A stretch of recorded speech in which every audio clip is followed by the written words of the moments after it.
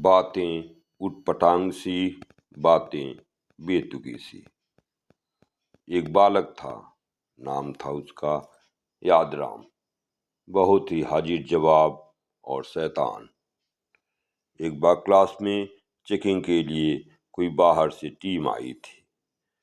Team में से एक ने पूछा कि क्या मद्रास में गन्ना होता है। सब बच्चे इधर उधर देखने लगे।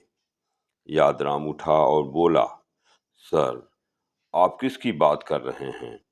मद्रास राज्य की, मद्रास जिले की या मद्रास शहर की?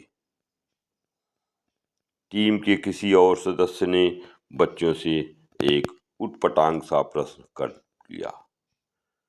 अगर हावड़ा ब्रिज की लंबाई 500 मीटर है और यहाँ से दिल्ली 1200 किलोमीटर है तो मेरी उम्र क्या है? सभी बच्चे सन्न, यहाँ तक कि अध्यापक भी सन्न। जवाब नहीं सूझ रहा था।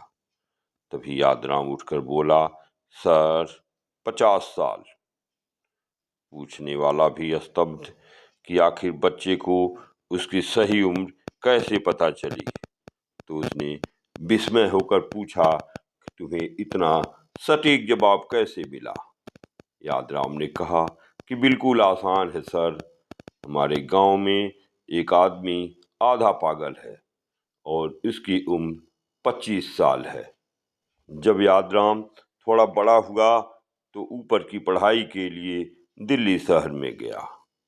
वहीं किराए के मकान में खाना बनाता, खाना खाता और पढ़ता।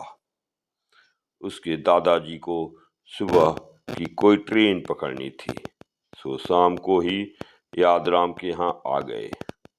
सोते वक्त यादराम को पुनः याद दिलाया कि ट्रेन सुबह 4:30 बजे की है, सो समय पर जगा देना।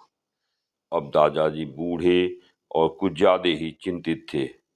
उन्हें नींद भी कहाँ आ रही थी। थोड़ा सोए फिर जग गए। यादराम अभी सोने की तैयारी ही कर रहा था। बोले, बेटा, 4 बज गए क्या? यादू ने जवाब दिया, नहीं दादू, अभी तो 12 बजे हैं। सो जाओ, मैं जगा दूंगा। दादाजी कहाँ मानने वाले थे। 1 बजे फिर यादू को जगा दिया। यादू ने फिर कहा, सो जाओ दादू, अभी 1 बजे हैं। दादू फिर थोड़ा लेटे और जग गए।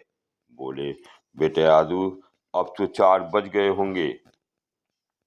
बार बार के जगाने से यादू भी परेशान हो गया था और उठा और बोला, चलो दादू, अब समय हो गया है, तुम्हें ट्रेन पर बैठा दूं। कुछ दिन बाद फिर दादू यादराम के कमरे पर आया और बोले, बेटा, अब की बार सही ट्रेन पर बैठा देना। पिछली बार तुमने आगरा वाली ट्रेन में बैठा दिया था, मुझे हरिद्वार जाना था। यादू ने कहा, दादा, अब की बार परेशान मत करना, मुझे 3 बार तो जगा चुके थे। 4:30 बजे तक तो 3 बार और जगाते, मैं क्या करता?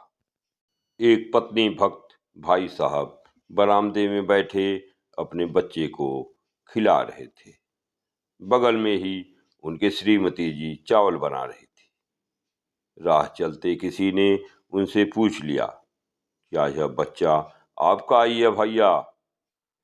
अब भाई साहब ने अपनी श्रीमती जी की तरफ जवाब के लिए देखा। उधर से इशारों में भी कोई जवाब नहीं आया। तो भाई साहब कोई भी उत्तर नहीं दे पाए। ऐसी होती है पत्नी भक्ति। पत्नी कहे भैंस तो भैंस, पत्नी कहे गाय तो गाय। आज बस इतना ही। राधे राधे।